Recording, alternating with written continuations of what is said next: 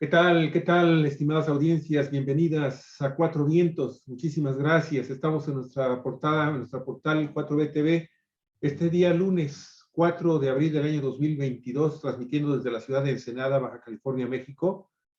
9 de la mañana con 32 minutos. Bienvenidos, bienvenidas. Muchísimas gracias. Si le gusta el programa, ya sabe usted, y más cuando se llama Los Innombrables.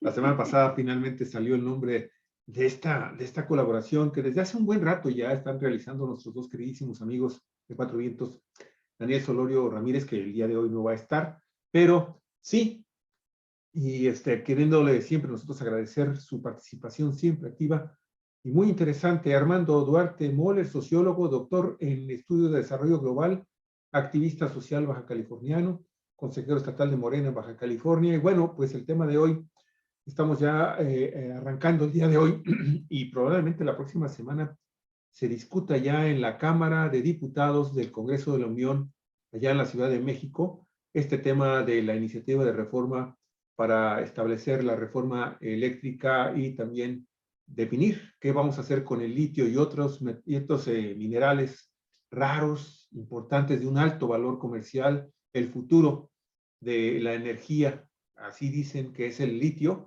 Y bueno, pues ahora entra Morena y sus aliados en el Congreso de la Unión, pues con un déficit para poder aprobar esta reforma tan importante que es para el país. Necesita Morena y sus aliados 57 votos más para poder pasar adelante con esta reforma constitucional. Por eso es que necesita una mayoría ampliada.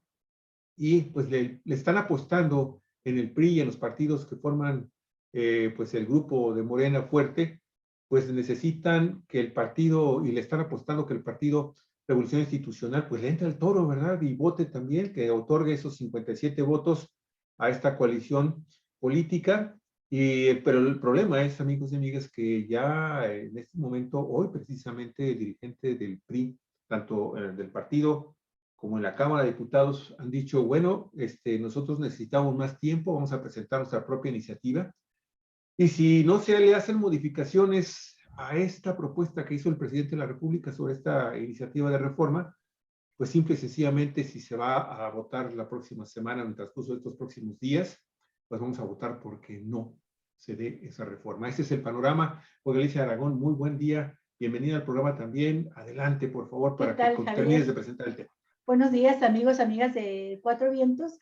Yo nada más agregaría lo que tú mencionaste, que se ha estado dando también un cabildeo muy fuerte, no nada más entre fuerzas políticas, sino también con empresarios, con representantes del gobierno de Estados Unidos, y que el jueves pasado hubo una reunión en Palacio Nacional donde López Obrador sale a informar que en realidad ahí todo quedó muy bien, que comprendieron los términos de la reforma y que no hubo mayor oposición, pero hubo una serie de acuerdos que se tomaron con estos grupos de empresarios y de representantes de la embajada, el embajador y representantes del gobierno de Estados Unidos.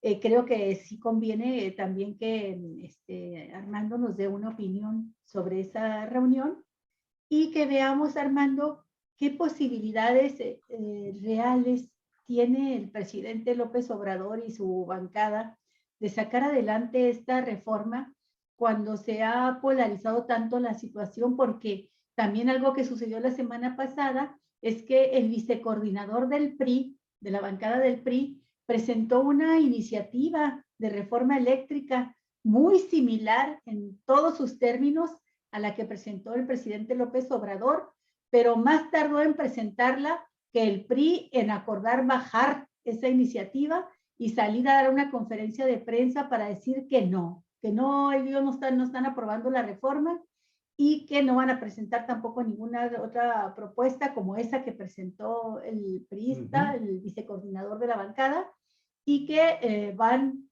juntos PAN, PRI y PRD en contra.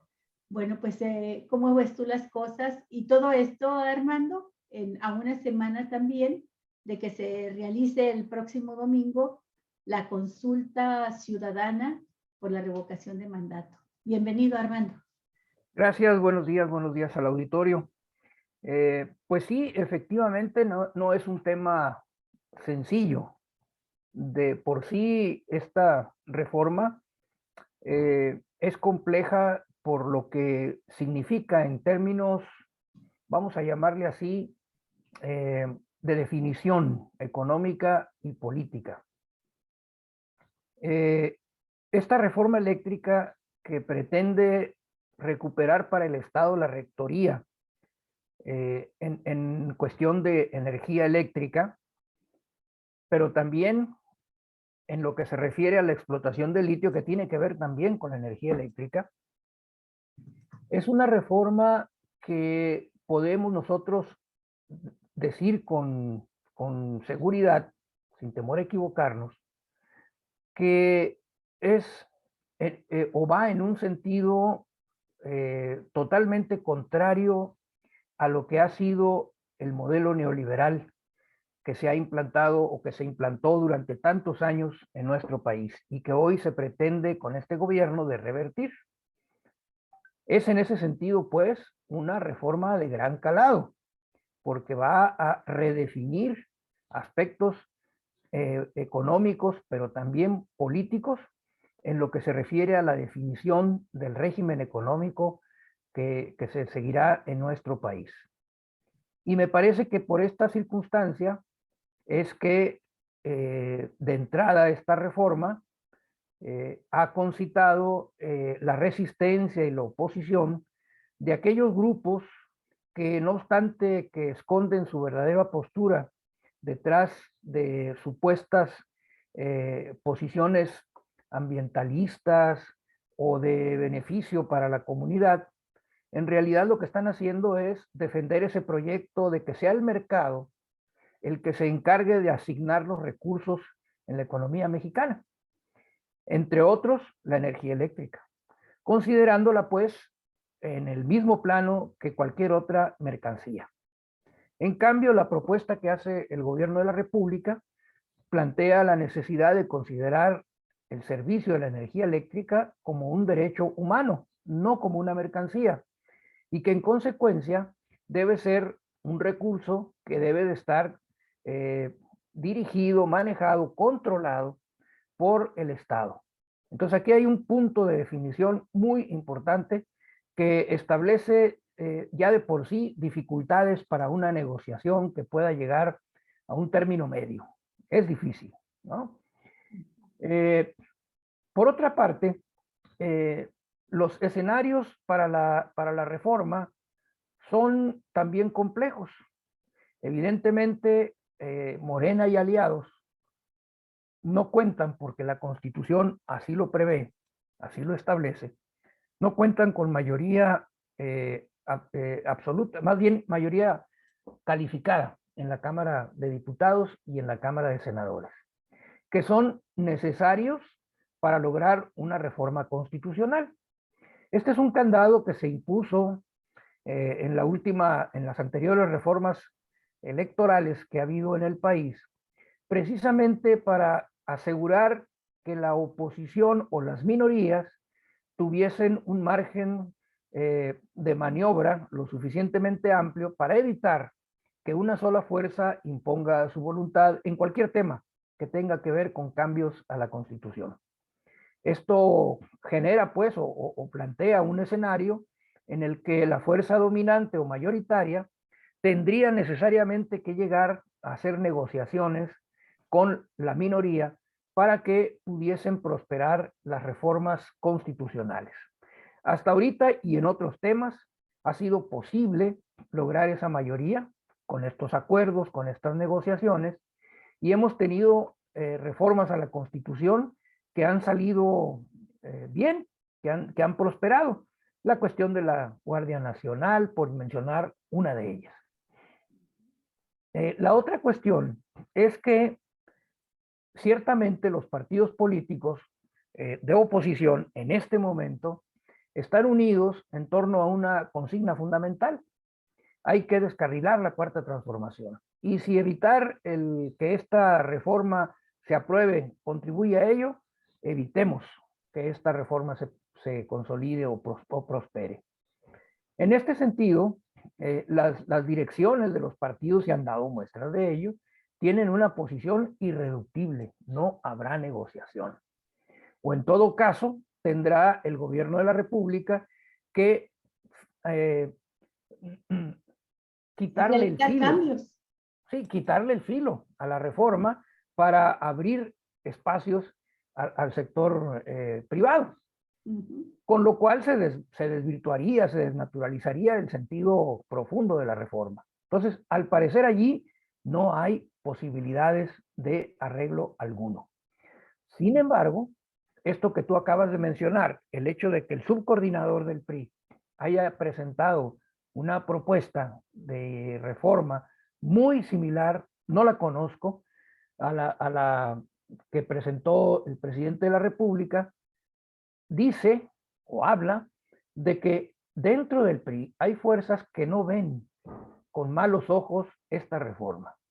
Y aquí pues habría que recordar que el PRI tiene una vena nacionalista muy disminuida, si ustedes quieren, pero que ahí está presente todavía en algunos de sus cuadros, en algunos de sus representantes, aunque domina la postura neoliberal, pero ahí está esa vena.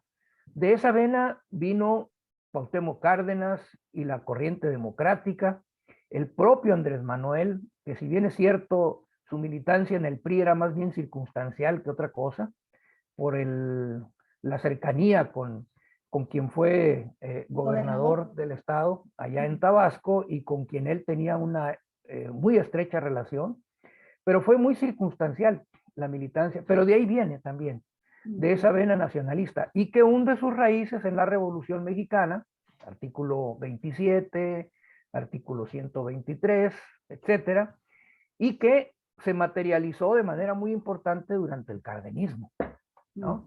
Entonces, esos son los antecedentes históricos de estos grupos al interior del PRI, que fueron desplazados del poder en 1982 y donde se entroniza en el poder dentro de ese partido el sector neoliberal. Entonces, pudieran rescatarse, tal vez, de entre los diputados del PRI, algunos votos en favor de la reforma eléctrica. ¿Serán suficientes? No lo sé. Me parece muy difícil que sean suficientes. Yo quiero nada más precisar una sí. cosa para que quede claro. Perdón, Armando, para que cierres. Es que es importante porque es el momento en que ustedes han estado mencionando el tema de que se presentó una iniciativa de reforma por parte del PRI. Fue una que presentó Marco Antonio Mendoza Bustamante.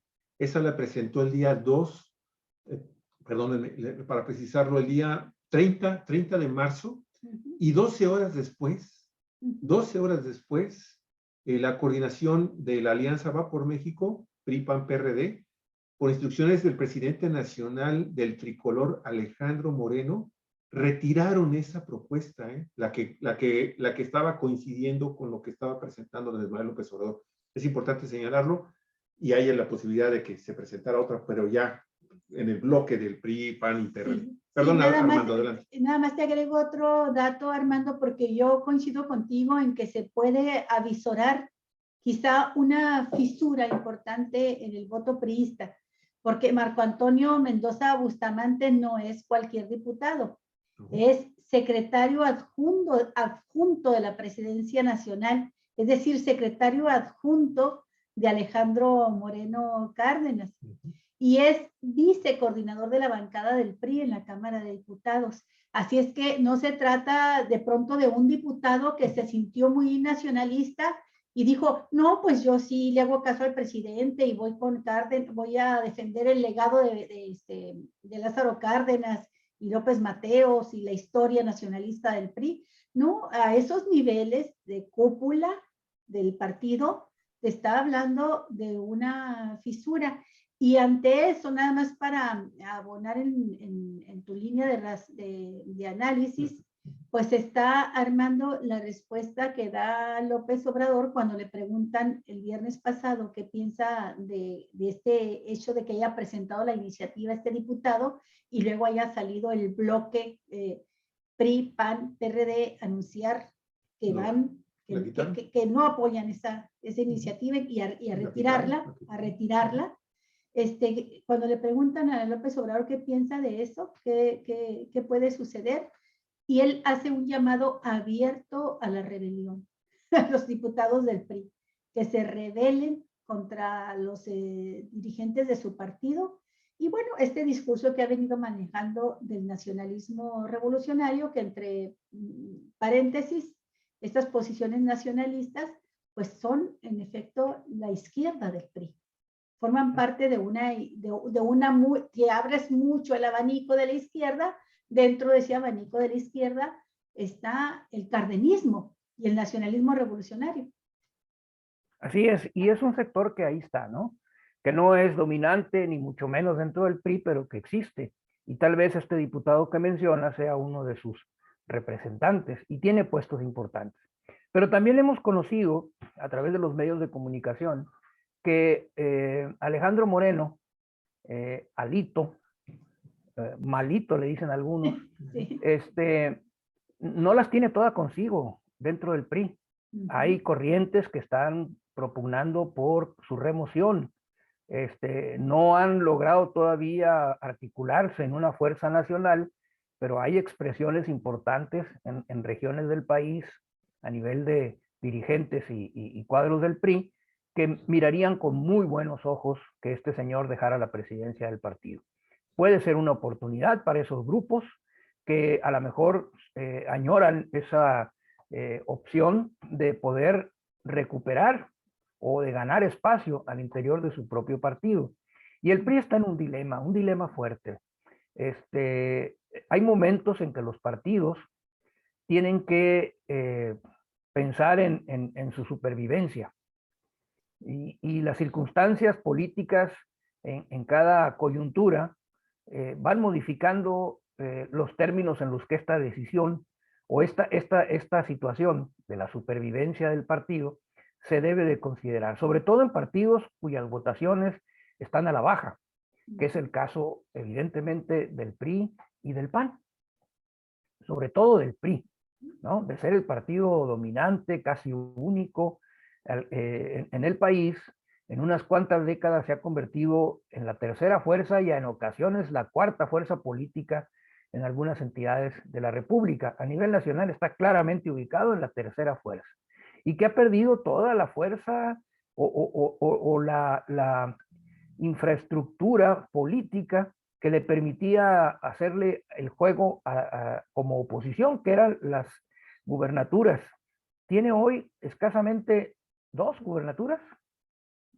Sí. O sea, más bien después de este proceso se calcula que le quedarán unas 2 o 3 gubernaturas. Entonces, francamente, su capacidad de influir en la fuerza, perdón, en la ciudadanía se ha visto muy reducida. Y entonces, los dirigentes del PRI tienen que pensar qué es lo que conviene a esa organización en esta coyuntura. Seguirle apostando a la alianza con este bloque que dirige Claudio X González en un papel claramente de subordinado, ¿verdad? Para poder sobrevivir, o de explorar otras posibilidades, como son, por ejemplo, recuperando esa vena nacionalista, acercarse a la Cuarta Transformación y presentarse como una opción ya no de derecha, sino de izquierda, pero tal vez más moderada, más al centro, pero que le permitiera tener un espacio mayor dentro de la política nacional. Entonces, están esas situaciones que seguramente rondan en la cabeza de los dirigentes del PRI, pero también de muchos de los legisladores, y que no es descabellado pensar que exista una corriente al interior de la fracción parlamentaria del PRI discutiendo con mucha seriedad esta posibilidad. Apoyamos la reforma eléctrica y damos un respiro, un fortalecimiento a este sector nacionalista al interior del PRI y empezamos a explorar una posibilidad distinta a la de seguir unidos al PAN y al PRD. Otro aspecto importante, Armando, es que el día de mañana, el 5 de abril, la Suprema Corte de Justicia iniciará la discusión de la constitucionalidad de las reformas a la ley de la industria eléctrica.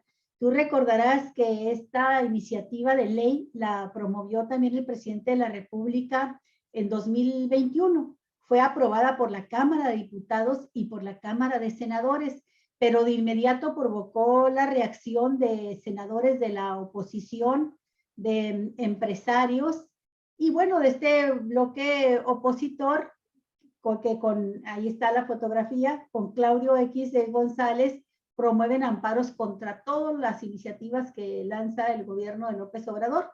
Y un juez otorgó amparos donde de manera por demás extraña, por llamarle de alguna forma, amparó a todos contra la reforma, contra la ley eléctrica, no solamente a las empresas y a las personas que se ampararon, sino a todo el sector.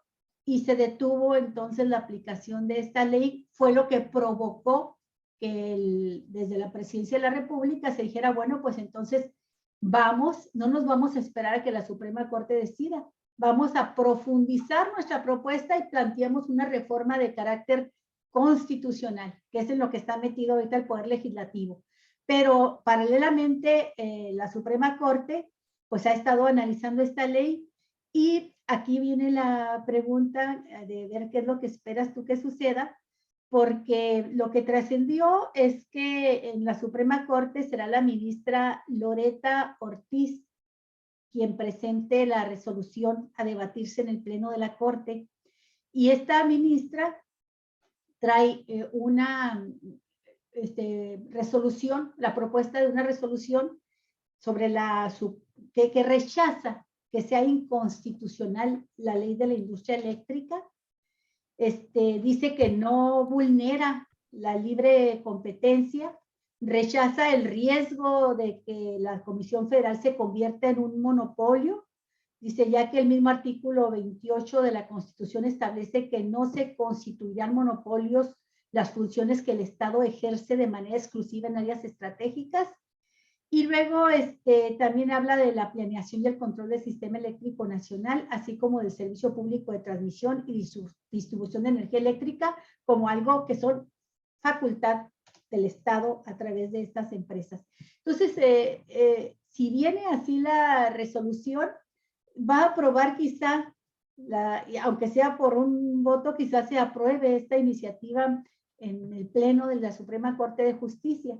Si se aprueba, le va a reforzar los argumentos a la propuesta de reforma constitucional.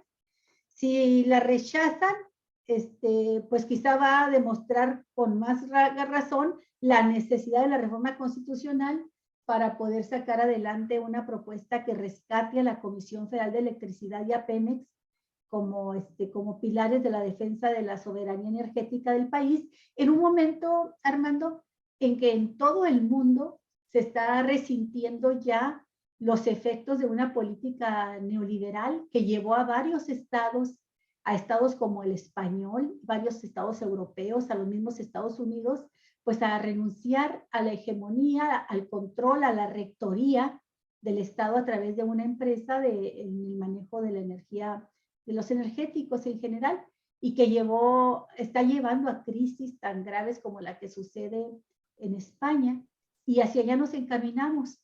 A cada momento, el director de la Comisión Federal, Bartlett, al igual que López Obrador y voceros del gobierno federal, pues nos señalan que se está reduciendo peligrosamente el papel de la Comisión Federal en el suministro de energía, no porque no tenga capacidad, sino porque la reforma aprobada de Peña Nieto está orientada a desaparecer a la Comisión Federal de Electricidad y a entregar el mercado eléctrico nacional a las industrias monopólicas, que en su mayoría son extranjeras. ¿Qué piensas de este planteamiento, Armando, en relación también con lo de la Suprema Corte? Mira, el tema en la Suprema Corte de Justicia es que es una medida cautelar la que se tomó con relación a la ley de energía eléctrica que fue aprobada en la Cámara de Diputados y de Senadores el año pasado, me parece. Por mayoría simple porque era una ley secundaria. Y ahí sí, Morena y aliados cuentan con la cantidad de diputados suficientes como para aprobar este tipo de leyes, las leyes secundarias. Entonces se hizo una ley de energía eléctrica, comúnmente conocida como la ley eléctrica, y que fue aprobada. Entonces ya estaba por entrar en vigor cuando los opositores interponen un recurso de inconstitucionalidad, alegando que esa ley violaba la Constitución y que en consecuencia no podía entrar en vigor. Y ya sabemos, este juez, no recuerdo su nombre, concedió la suspensión, no solo provisional, definitiva de la ley eléctrica hasta en tanto no se resuelva el fondo del asunto. Y resolver el fondo del asunto es que el Pleno de la Suprema Corte analice y vote sobre el tema. Pero para declarar inconstitucional una ley, se requieren también mayoría calificada de los ministros. Si son 11, requieren de tener por lo menos 8 ministros en favor de esa declaratoria. ¿Qué es lo que está pasando en este momento? Que se está analizando el fondo del asunto y la ministra encargada de elaborar la ponencia a discutir lleva una ponencia que dice no hay motivo para declararla inconstitucional. Y entonces basta que 4 ministros estén de acuerdo con ella para que se rompa la mayoría calificada y por lo tanto la ley que originalmente fue impugnada no pueda ser declarada inconstitucional. No es una votación si gana la mayoría o no, sino si quienes piensan que hay que declararla como inconstitucional son 8 ministros, ¿verdad? Por Oye, lo menos. no vino, y entonces aquí la cuestión es Daniel, ver... pero nos quedaste muy bien tú, Armando. Ajá. La Sí. Y entonces aquí la cuestión es ver cómo va a estar esta votación. Si 4 ministros apoyan la resolución que presente esta ministra, la ley eléctrica entra en vigor.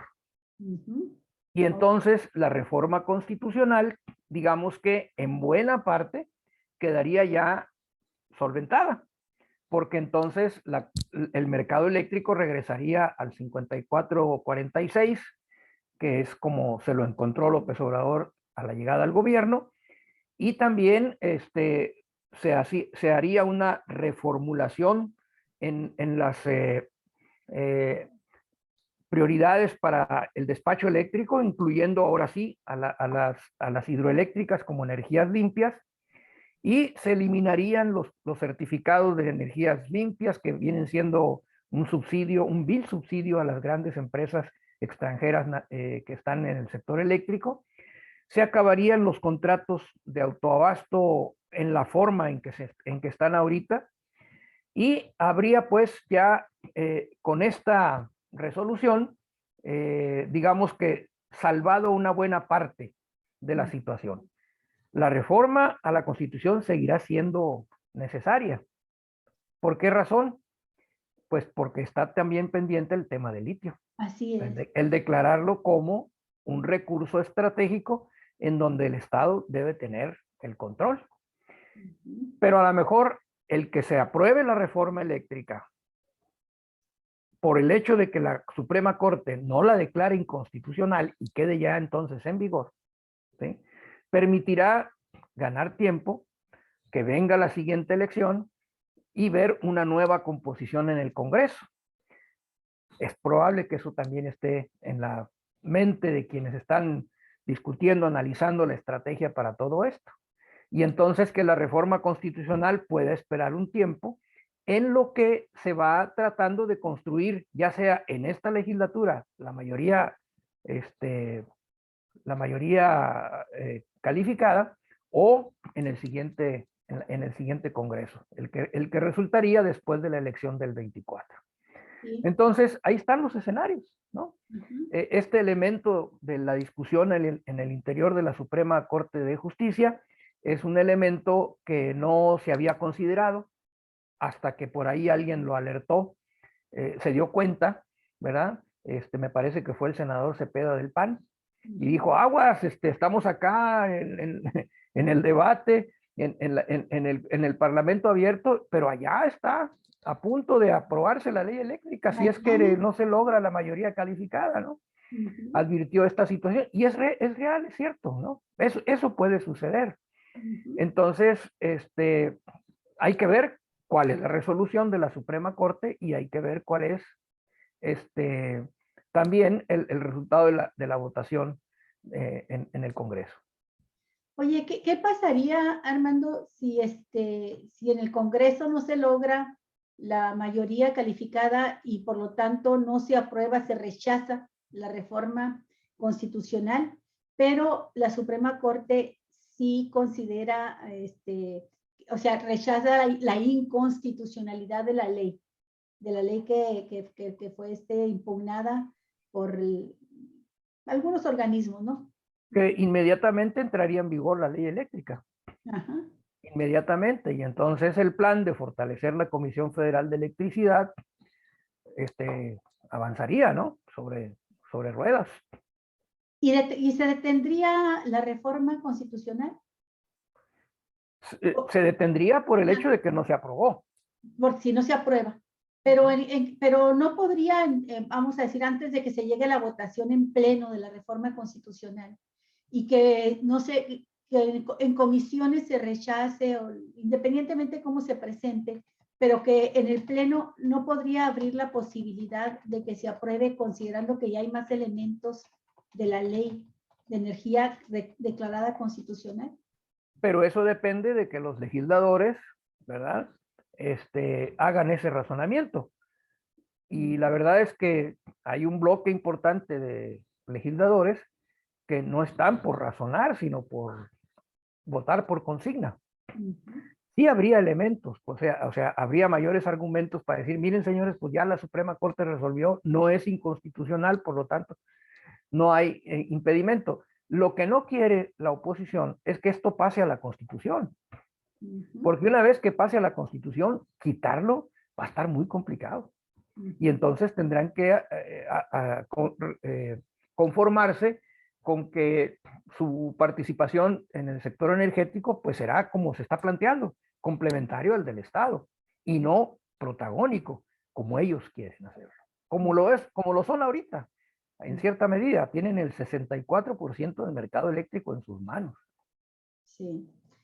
¿Y qué piensas de la reunión que tuvo el presidente con estos representantes de empresas importantes estadounidenses, con el embajador de Estados Unidos, y que lo capitalizó la oposición como que vinieron a regañar y a poner en orden al presidente López Obrador? Pues tal vez haya sido la intención de esta misión norteamericana, de venir a llamarle la atención al presidente y decirle, oye, endereza tu camino y vete por acá, porque es lo que nos conviene.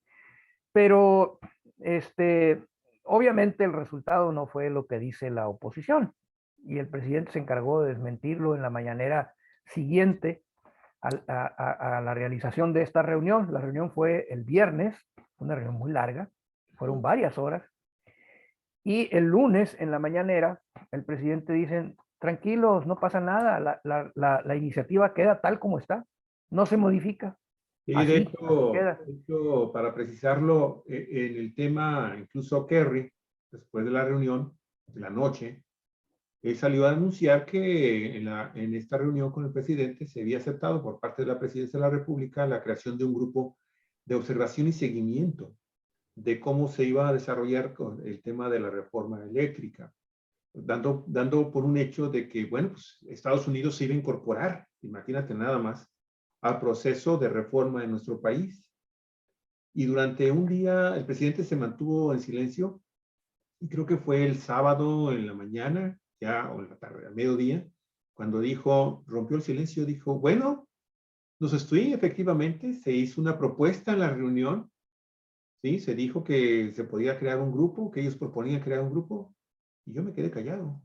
O sea, Yo no dije nada, yo no aprobé eso. Y termino con lo que tú estás diciendo, lo cierto es que no vamos a cambiar nada del contenido de la reforma tal y como la presentamos, la iniciativa tal y como la presentamos. Eso es muy claro y eso es muy contundente a algo que también ya lo habíamos mencionado aquí, Armando, hace 15 días aproximadamente. Recordábamos que la intervención de los Estados Unidos en este tema también ha sido constante y creciente. ¿Por qué? Porque evidentemente está tratando de llevar los intereses de las grandes compañías estadounidenses en el sector energético a tratar de tener una posibilidad de continuar interviniendo en la economía y en la forma como como se está generando la energía eléctrica en nuestro país. Hay que recordar que grandes sectores y grandes compañías transnacionales, como por ejemplo Sempra, por mencionar uno, que es estadounidense, ¿sí? Pues ellos mantienen su política de seguir haciendo inversiones muy fuertes en el sector energético. Baja California es ejemplo de a qué grado se puede llegar a entregar un estado del país a una sola empresa del sector energético preponderante. Y bueno, ya anunciaron hace unos días, la semana pasada, un nuevo proyecto para Baja California.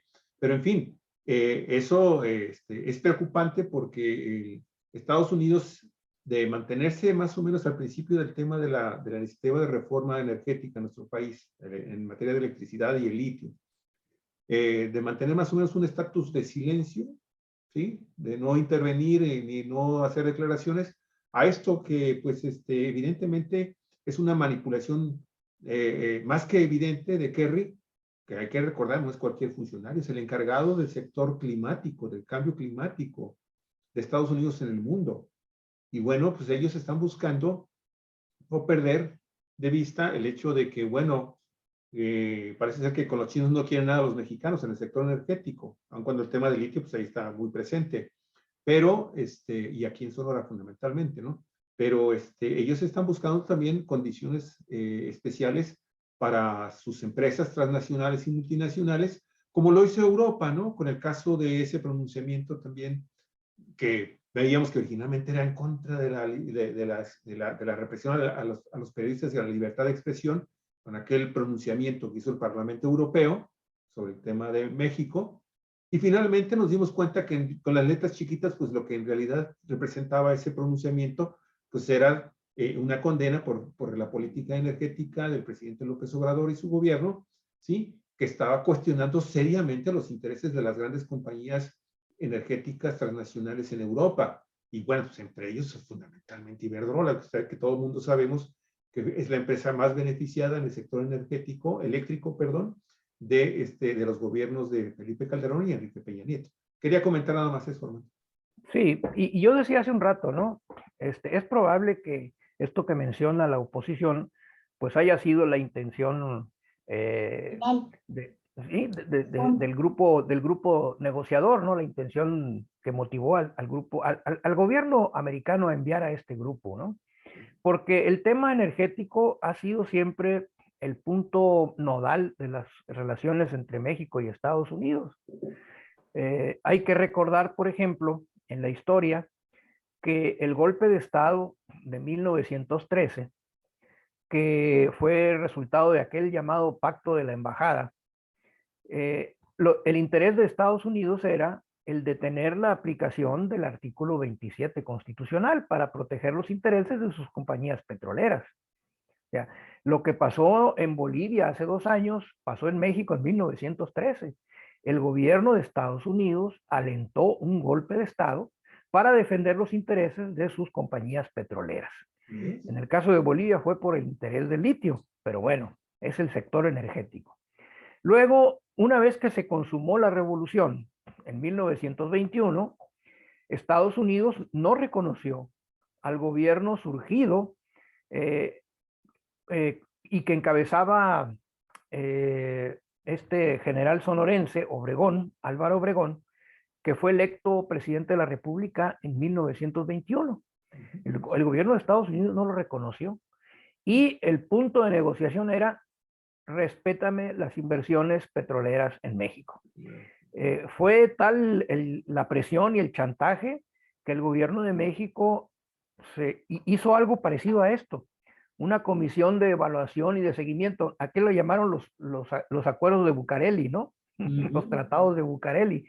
Era precisamente eso, una comisión de funcionarios norteamericanos y mexicanos viendo a ver cómo le daban la vuelta al artículo 27 para mantener intactos los intereses de las compañías petroleras norteamericanas.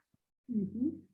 Y finalmente el gobierno de México de Obregón cedió ante esta presión por la circunstancia en la que estaba.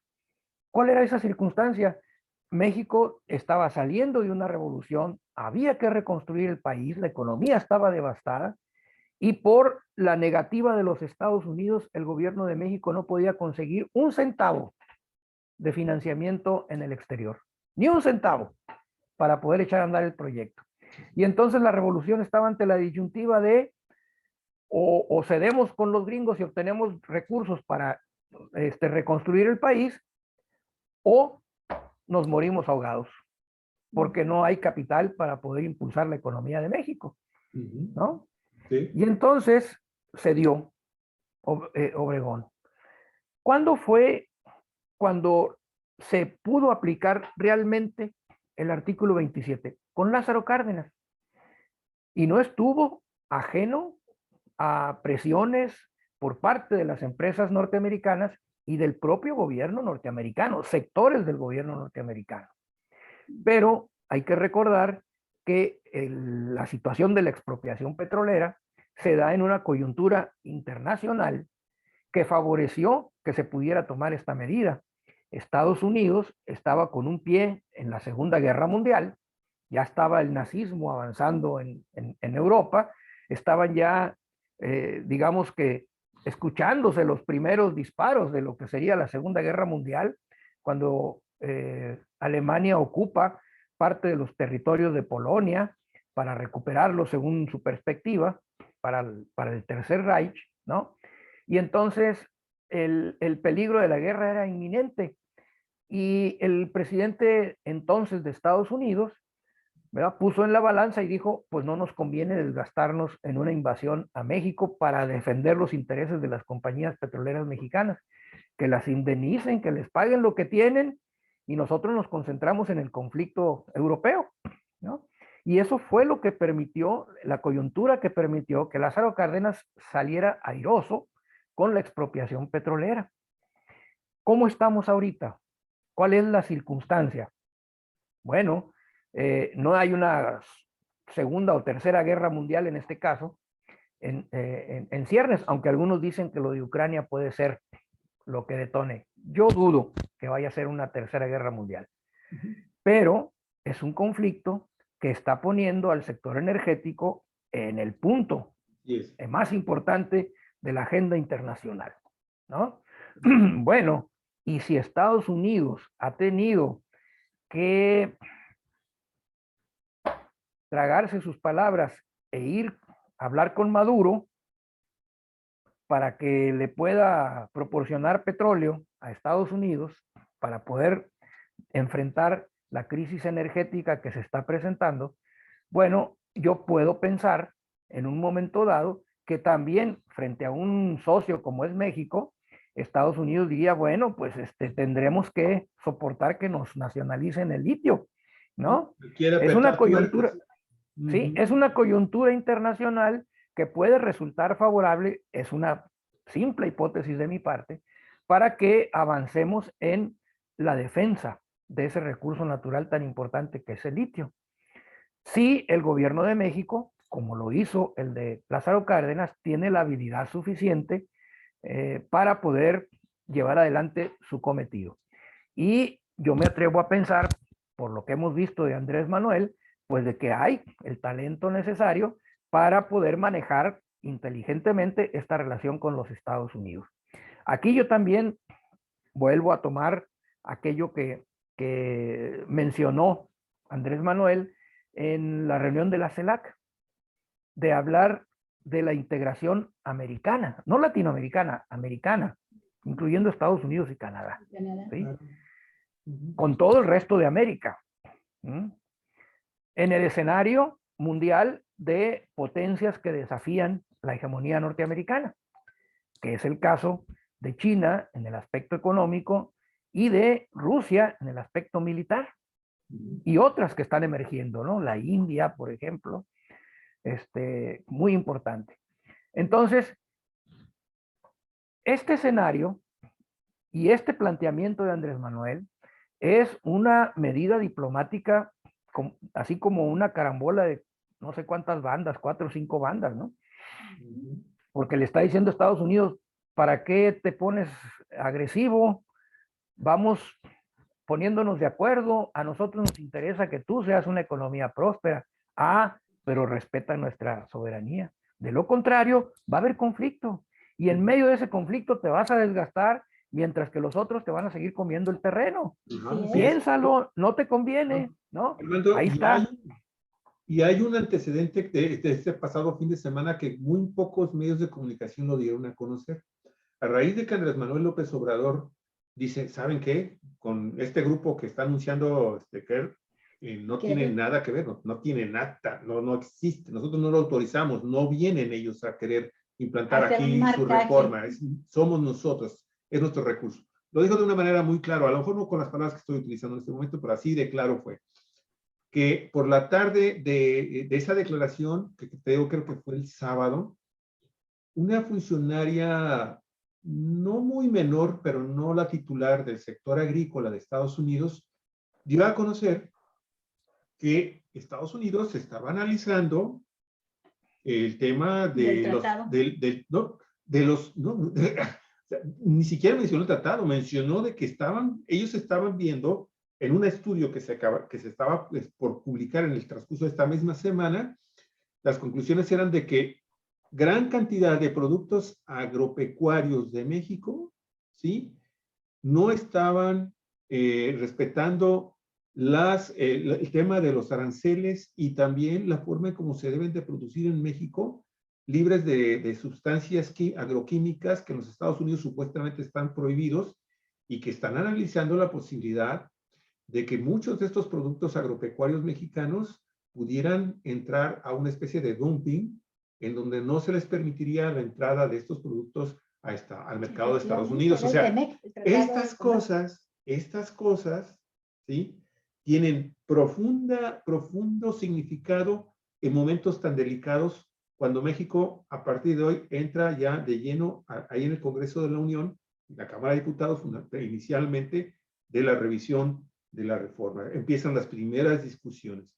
Y todo esto está pesando en el ánimo de qué va a suceder con esta iniciativa de reforma, que por otro lado, y a lo mejor aquí habría que tomar en consideración que, bueno, está también el tema de la ley, que muy probablemente también ya se vaya a definir qué va a pasar con la ley eléctrica que presentó el presidente y que fue vetada por el tema de su revisión en la Suprema Corte de Justicia, que ya están por los ministros por dar a conocer también una determinación, una resolución definitiva sobre este tema. Pero habrá que ver que el sector eléctrico nacional es muy diferente ya en este momento en sus políticas públicas a lo que traía la dinámica de los gobiernos, 5 o 6 gobiernos neoliberales que de manera continua estuvieron presentes dañando al sector energético nacional. Y bueno, la Comisión Federal de Electricidad, lo comentamos el otro día, tu servidor con Olga, lo que estábamos comentando, han logrado la recuperación de recursos importantes, ¿sí? Que le han permitido incluso destinar parte de esos recursos a un fideicomiso que prácticamente estaba muerto. Y ese fideicomiso creo que se llama electricidad, no recuerdo ahorita el nombre, pero esto sí. Me lo he encontrado en varias obras que ha iniciado desde 2019 la Comisión Federal de Electricidad, una política por recuperar, ¿sí? De nueva cuenta su liderazgo en la generación de energía eléctrica a la sociedad mexicana. He encontrado que estos proyectos ya no se están concursando, ya no se están licitando a la iniciativa privada, sino que son políticas públicas ya muy bien definidas, en donde la Comisión Federal de Electricidad, a través de este fideicomiso en particular, ¿sí?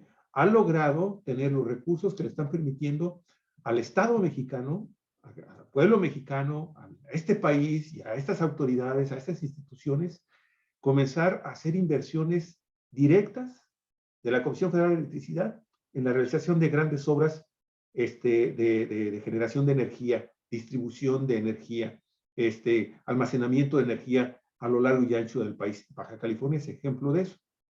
No lo podemos dudar. Y yo no sé hasta qué punto el hecho de que finalmente la reforma constitucional para crear esta nueva ley o estas nuevas políticas públicas en el sector eléctrico pudieran verse mermadas, porque insisto, ya hay una Comisión Federal de Electricidad muy diferente, empezando desde los lineamientos de su política pública en cómo se concibe al sector eléctrico en el nacional. Y por otro lado también, pues se ha mantenido al margen de la iniciativa privada, ¿eh? No han existido nuevas licitaciones, nuevos permisos ambientales, no se han estado entregando recursos públicos en contratos leoninos, esa es la palabra, ¿sí? Para la generación de electricidad a través también, hasta con subsidio por parte del gobierno del estado, el gobierno mexicano, a los grandes proyectos que anuncian empresas transnacionales o multinacionales que se quieren establecer a través de compañías nacionales aquí en México. Entonces, no sé, Armando, es una verdadera lástima que Daniel no nos haya acompañado el día de hoy. Yo quería hacerle esta pregunta. ¿Hasta qué punto realmente afectaría el no contar con esta reforma? Algo que en los hechos ya está funcionando, que es la transformación de la política pública nacional en torno a estos elementos, incluyendo el tema del famoso litio. Si nos damos cuenta, se canceló ya el otorgamiento de nuevos permisos de exploración. Había 36, esos se están revisando, a ver cuáles están funcionando, los que no estén trabajando, a volar. Pero no se ha dado un solo nuevo permiso.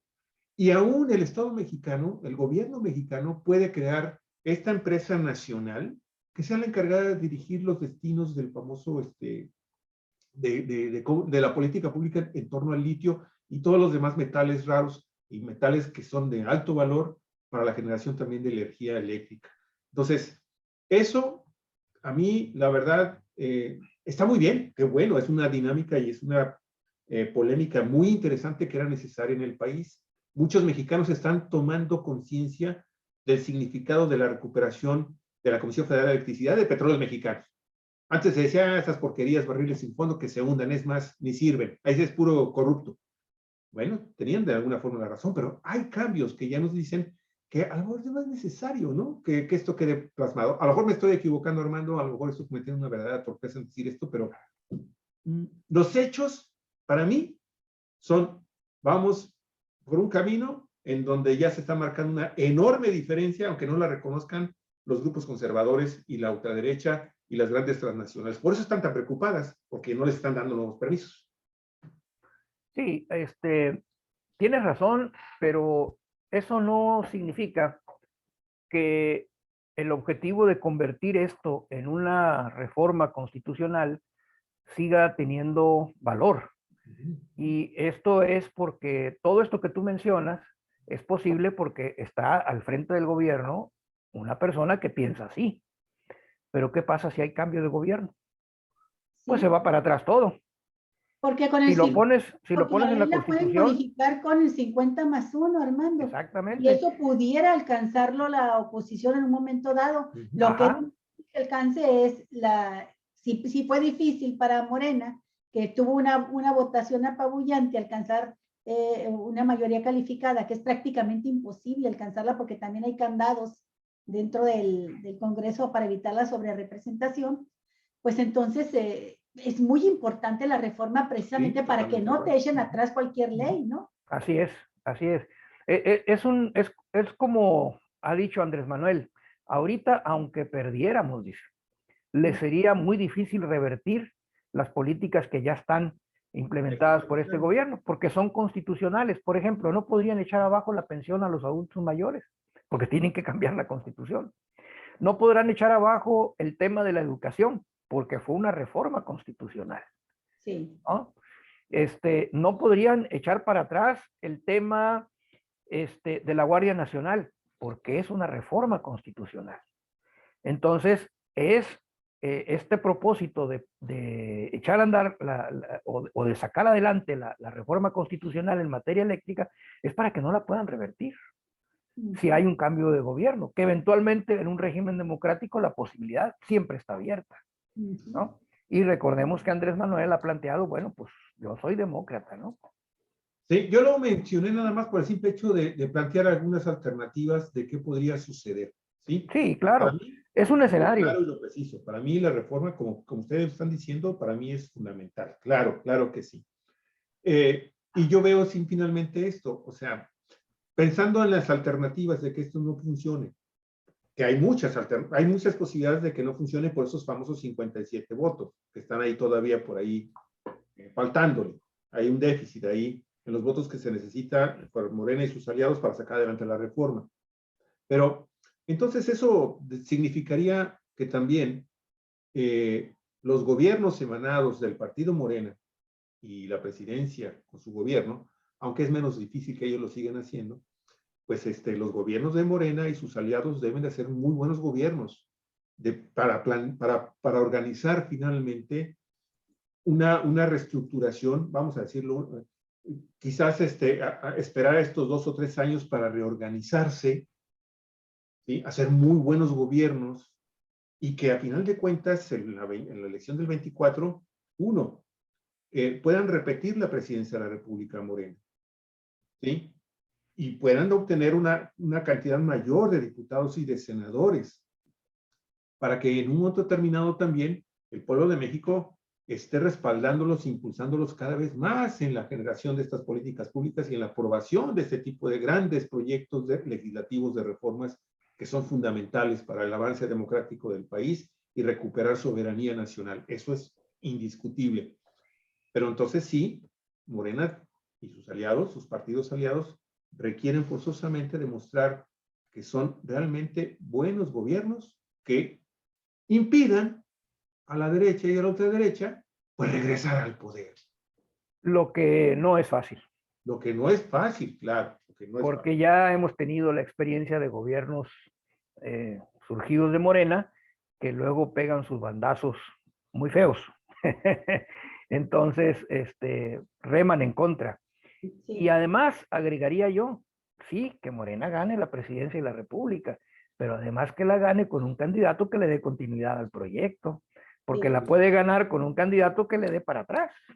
Y con candidatos también que se logre una fuerza mayor dentro del Congreso de Cámara de Diputados y de Senadores, pero con diputados también congruentes con la 4T, no con Lilis Telles que se te pasan al bando contrario, ¿no? Así es, así es. Entonces, por eso es que no es fácil. Porque vaya lo que algunos autores llaman la política real, ¿no? La realpolitik, dicen ellos. En muchos momentos se impone, pues, sí, ante las pretensiones o los propósitos que animan a una corriente política. Y hay casos de esto en la historia, ¿no? Bueno, Lenin en la Revolución Rusa, imagínense, ¿no? Estamos hablando de Lenin. Bueno, tuvo que ceder en un momento determinado de los primeros años de la Revolución a plantear un proceso menos violento, menos rápido, menos profundo de transformación de las relaciones económicas, porque se estaba muriendo de hambre el pueblo. La economía estaba estancada. Y entonces plantea la nueva política económica, que era, ok, pues que los campesinos tengan propiedad privada, tengan sus propias, todo eso de colectivización forzada, a temperarla, vámonos despacio, o sea, llevemos adelante un proceso porque ahorita se nos está cayendo el mundo, ¿no? Y tuvo que ceder.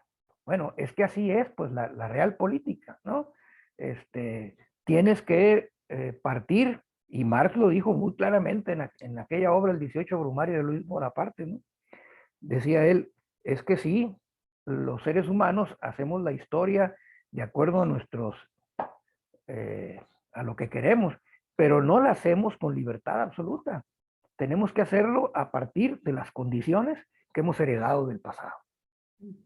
O sea, hay un limitante, hay un determinante, no todo es principios, no todo es programa y que pueda salir así, incólume. Hay una realidad que te impone limitaciones y tienes que aprender a transitar esa realidad para ir ampliando paulatinamente los márgenes de maniobra que te permitan al final llegar a lo que originalmente te planteaste.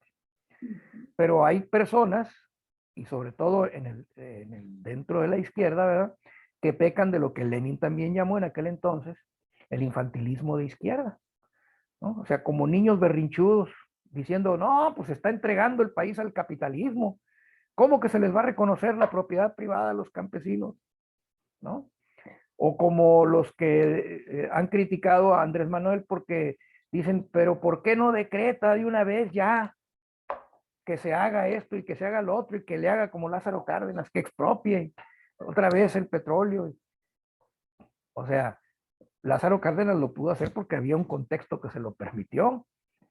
En el que llega López Obrador en el 18, no. Hay una situación distinta, está cambiando. Y yo veo una ventana de oportunidad con la situación que se está presentando a nivel mundial. Pero esa es eso, una ventana de oportunidad y habrá que ver cómo se le puede aprovechar, ¿no? Sí, yo creo que la crisis de post-pandemia y toda esta crisis energética que se ha ocasionado en Europa y en Estados Unidos también, no hay que olvidar lo que sucedió en Texas el año pasado, antepasado, o sea, te crea condiciones favorables que te permiten explicar con mayor claridad el contenido de las propuestas de reformas como esta, que para mí es la más importante. Claro, porque ya no se trata nada más de decir esto puede pasar. Esto está pasando. Sin que ahora se puede decir esto está pasando. Son hechos, ¿no? Lo de España en particular, que son además las empresas dominantes en el sector eléctrico mexicano, en lo que es el sector privado. O sea, eso mismo que pasa allá, lo quieren reproducir aquí. Y ya no podemos decir, es que puede pasar esto. No, es que ya está pasando allá. Y no queremos que nos pase aquí. Oye, Armando, en la reunión esta que tuvo de muchas horas López Obrador, parte de su gabinete, con empresarios, con representantes del gobierno de Estados Unidos, que fue el pasado jueves, al día siguiente ya había un López Obrador todavía más echado para adelante, con esta puntualización que Javier ya ha mencionado 2 veces, ¿no? De que dejó claro el presidente, Javier, dejó claro el presidente que no se iba a hacer ningún cambio a la reforma. Así es, dijo que ¿Sí? no. Y que no iba a haber grupo.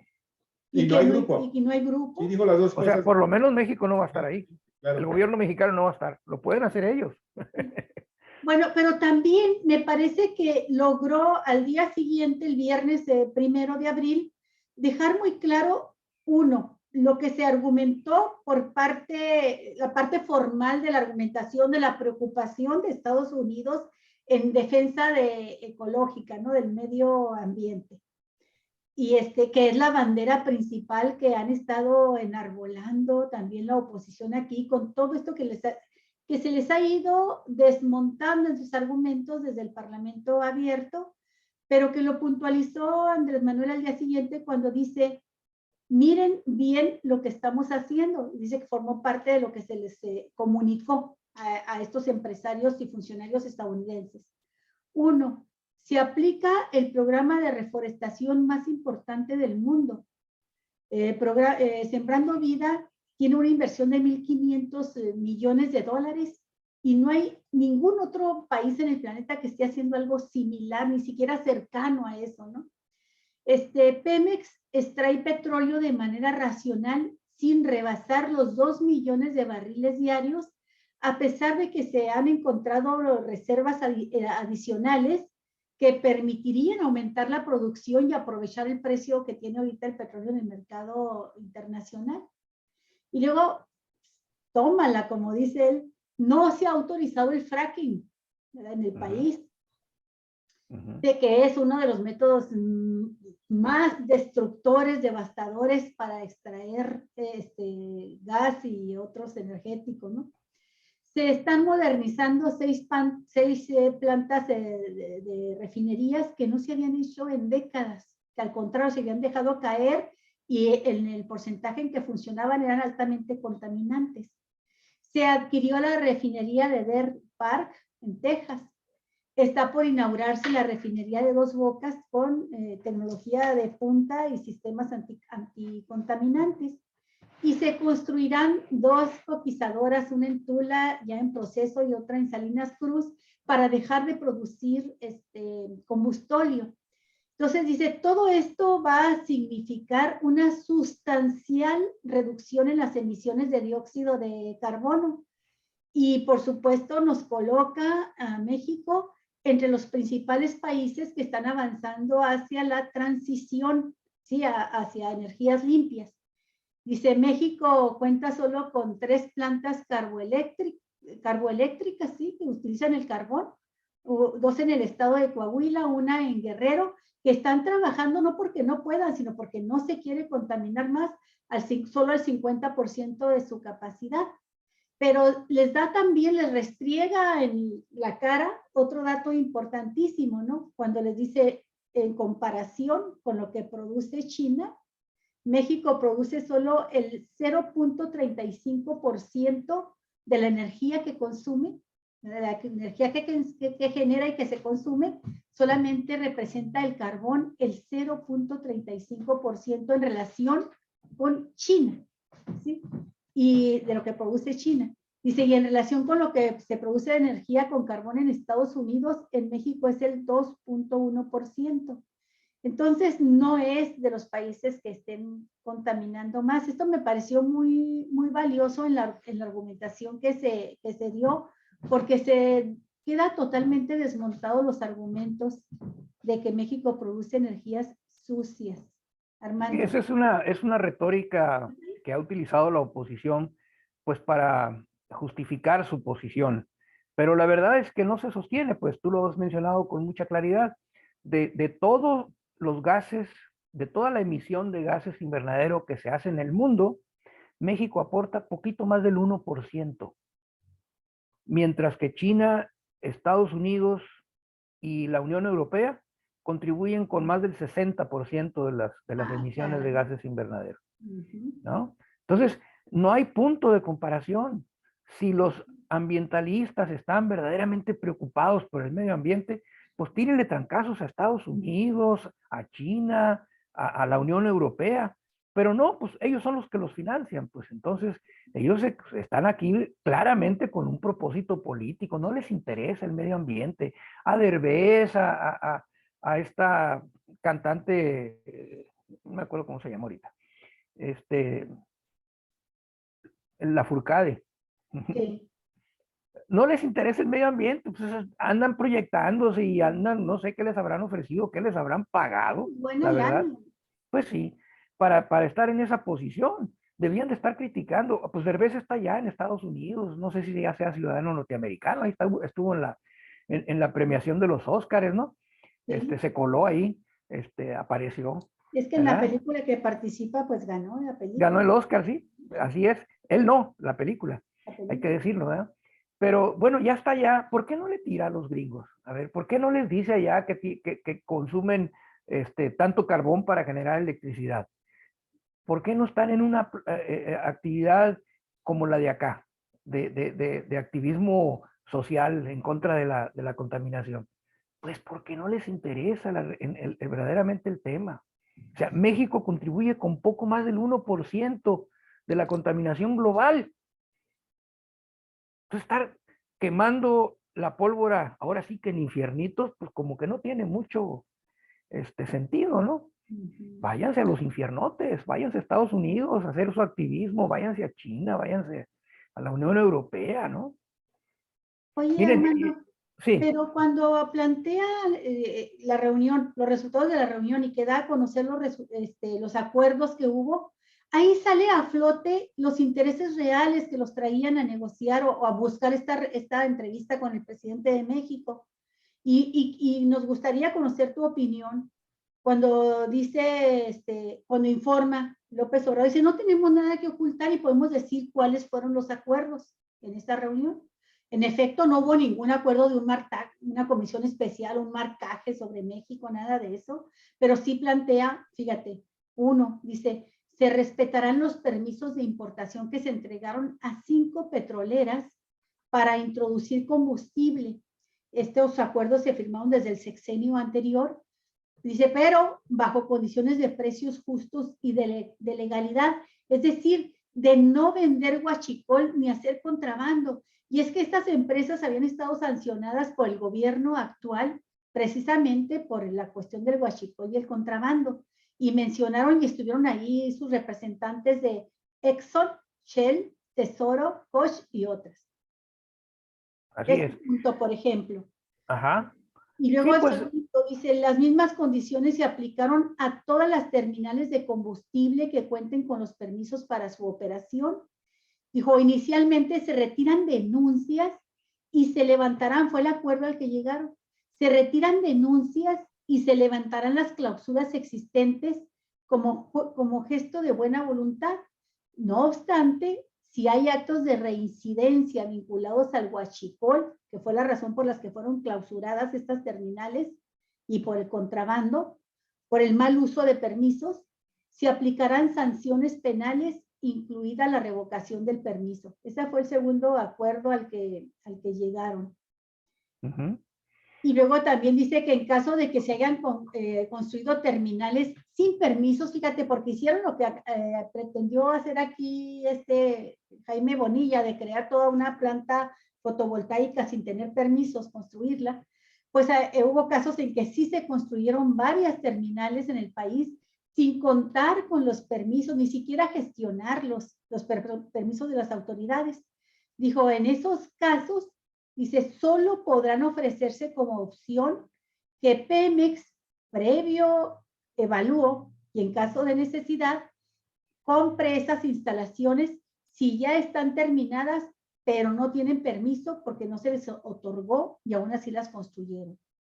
Ese tipo de acuerdos parece ser que era lo que les interesaba en concreto a los empresarios ir a negociar y obtuvieron ese tipo de respuesta, ¿no? Dice, las nuevas solicitudes o los permisos que no se otorgarán, queremos lograrla, no, insistió en esto, ¿no? No va a haber nuevas concesiones, porque queremos lograr la autosuficiencia energética y fortalecer a Pemex y a la Comisión Federal de Electricidad, pero al mismo tiempo da otro argumento que me parece muy importante. Dice que el mercado de la energía eléctrica en el país es de alrededor de 130,000 millones de dólares y que crece un 4% más o menos cada año. De ese mercado, ese gran mercado es el que le están ofreciendo que se quede la iniciativa privada con el 46%, ¿no? Por lo cual dicen, pues no es cierto que haya un proyecto estatizador de convertirse en monopolio de Estado, pero además es un gran negocio para la iniciativa privada porque pues, son 130,000 millones de dólares que crece 4% cada año. Es un pastelote a repartirse, ¿no? ¿Cómo la ves? Bueno, en efecto, pues, creo que ahí el gobierno mexicano está dando muestras de que los argumentos o las razones que esgrime la oposición no tienen fundamento. No se trata de estatizar. Hay quienes pensamos que debiera, pero no es el planteamiento que está haciendo el gobierno de la República. Ellos están planteando simplemente poner un límite a la participación del sector privado para que sea complementario a lo que hace el Estado en este campo. Cuando, bueno, la realidad del país hasta antes de la reforma, bueno, hasta antes del neoliberalismo era que el 100% era suministrado por el Estado y que eso fue la causa por la cual se pudo avanzar entre 60 y al año, alrededor del año 2000, en que pasáramos del 44% de la cobertura eléctrica del país al 98-99%. Fue la industria eléctrica nacional, estatal, la que logró llevar la electricidad a todas partes, cosa que no hacía el sector privado porque no le era costeable. Aquí la diferencia es que la empresa privada actúa, lógicamente, en función de la utilidad. Si es rentable llevar electricidad por allí a alguna comunidad, lo hace. Si no es rentable, no lo hace. Y había más del 50% de las comunidades en México, los núcleos poblacionales, que no tenían energía eléctrica porque no era rentable. En cambio, la empresa pública no actúa en función de la rentabilidad, actúa en función de otorgar un servicio que además es indispensable. Entonces, la comisión, se nacionaliza la industria eléctrica y la Comisión Federal de Electricidad se hace cargo de todo el mercado eléctrico y logra ampliarlo a lo que es hoy, en donde hay una cobertura casi total, por no decirlo que total, en todos los lugares de nuestro país. Todavía hay por ahí algunas zonas que no tienen electricidad, pero son muy pequeñas. Entonces, no hay una estatización, aunque pienso que hay razones suficientes como para así plantearlo, pero bueno, este gobierno dice, no me voy tan radical, solo el 56%, que además es como yo la recibí, dice. Lo que pasa es que este marco jurídico que hay, lo que está haciendo es que cada vez la comisión se va haciendo más pequeña, y si no lo paramos, va a desaparecer, ¿no? Y nos va a pasar lo que está pasando en España. Entonces, yo creo que fue un gesto de buena voluntad. Creo que sí, es así como decirles, miren, estoy dispuesto, pero tienen que respetar las reglas. Ya si no lo entienden así, ya si todavía se ponen en plan, pues yo creo que el gobierno tendrá también que tomar otro tipo de medidas, ¿no? Y miren, faltan 5 minutos para las 11. Yo tengo a las 11 que conectarme con esta reunión de la universidad y quisiera simplemente terminar mi intervención señalando que esta reforma eléctrica tiene escenarios posibles, como son: uno, que se apruebe la reforma constitucional; dos, que no se apruebe la reforma constitucional, pero que la Suprema Corte no pueda declarar inconstitucional la ley eléctrica ya aprobada y entonces empiece a operar la ley eléctrica, la cual puede ser revertida con otro Congreso, pero por lo pronto entraría en función. Y finalmente, el otro escenario es el de que, bueno, y todo esto en el marco de una coyuntura internacional que está abriendo oportunidades para que se pueda dar un avance en el sentido nacionalista, en el sentido de que el Estado recupere la rectoría, no el control total, la rectoría del sector eléctrico. Por esto que comentábamos de la crisis energética a nivel mundial y que ha hecho que los principales actores, en este caso Estados Unidos, haya tenido pues que dar marcha atrás en sus posiciones irreductibles frente a ciertos gobiernos, caso concreto de Venezuela, y esté tratando con ellos ya de negociar alguna manera de poder salir de esta situación. Ya casi nadie habla de Juan Guaidó, pues ya. ¿De veras? Pues ya quedó totalmente fuera de... ¿Quién es ese? Pues un señor que quiso ser presidente de Venezuela sin haber pasado por una elección. ¿Qué? No, se autoproclamó. Se autoproclamó. Así es. Se autoproclamó, pues. Presidente encargado de Venezuela y lo aprobaron la mayoría de los países del Parlamento Europeo, si no es que todo el Parlamento Europeo, a propósito. Y ahora le andan pidiendo al que rechazaban, que es a Maduro, oye, no seas malito, ¿no? Véndenos petróleo porque ya no se lo vamos a poder comprar a Rusia. Así están los mercados. Bueno, Armando, pues muchas gracias, Armando. Tenemos programa el próximo lunes, seguramente. ¿Cómo no? Estamos hablando de cómo estuvo la consulta ciudadana. Sí, así es. por la Sí, revocación de mandato. ojalá y todos los ciudadanos salgamos a emitir nuestro voto en uno u otro sentido, pero que vayamos, que hagamos que este ejercicio democrático verdaderamente se consolide. Ya está en la Constitución, ya nadie, ningún presidente se va a salvar de que pueda ser sometido a este proceso de revocación de mandato, pero sí es importante que esta primera ocasión sea exitosa en términos de participación ciudadana. Hay que ir, una invitación muy cordial a todos los que nos ven y nos escuchan, a que el próximo 10 de abril ubiquen su casilla. Ahí está la aplicación, la página de el INE, la pueden localizar así en Google poniéndole ubica tu casilla, inmediatamente los lleva a esa página, ponen el estado del que son, Baja California, ponen el número de sección y ahí les van a decir dónde va a estar ubicada la casilla. Muchas de estas casillas van a estar un poco retiradas de sus lugares. Hagan el esfuerzo de ir. Tómenlo como paseo. Armando, ¿cuánto consideras tú que podría ser una muy buena participación? ¿El 40% mínimo? Pues el 40%. Sería lo ideal. Muy difícil. Sí, difícil. El 40% del Estado, porque pusieron muy pocas casillas. O sea, sabemos que para hacerlo vinculante, la regla que se estableció es del listado nominal, el 42, un poquito, casi 43 millones.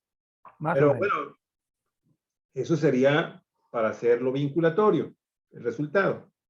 Pero bueno, yo creo que si salen, estimado Armando, si salen 20 millones, sería muy bueno. A mí me daría muchísimo gusto que salieran esos 20 millones a expresarse. Así es. Muy bien, pues. ¿Algún mensaje final, Armando? No, nada más agradecerles a ustedes el tiempo y reiterarles mi compromiso estar aquí el próximo lunes, si otra cosa no sucede. Bueno, gracias, Pronto, que tengan muy bonita semana. Muchas gracias. Gracias, Armando. Me retiro. Gracias.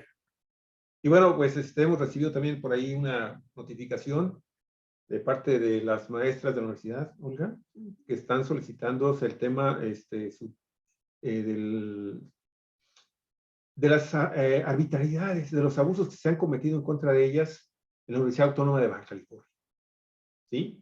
Ya hay una de las personas que han sido, de las maestras que han sido afectadas con este tema, que va a tener una audiencia el día de hoy. Y con muchísimo gusto, no damos ahorita de momento su nombre, pero vamos a estar al pendiente y a ver si es posible tener información en el transcurso de esta misma semana sobre los resultados de esa audiencia, porque es algo sumamente importante para las mujeres estudiantes y también administrativas y académicas que están siendo objeto de acoso, de todo tipo de acoso, ahí en la Universidad Autónoma de Baja California. Bueno, pues los espacios de Cuatro Vientos están abiertos. Aquí ya tienen el canal de comunicación con Javier, con nosotros. Nos dicen cuándo y abrimos un programa especial. Ya habíamos hecho algunos programas con este tema. Javier. Así es, por eso precisamente estamos dando a conocer que se va a presentar esta cosa tan importante en este día ya en la Universidad Autónoma de Baja California. ¿Tenemos otro programa? No. Bueno, amigos, muchísimas gracias. Cuídense mucho y nos estamos viendo y escuchando el día de mañana. Buen provecho. Cuídense. Hasta pronto. Hasta pronto.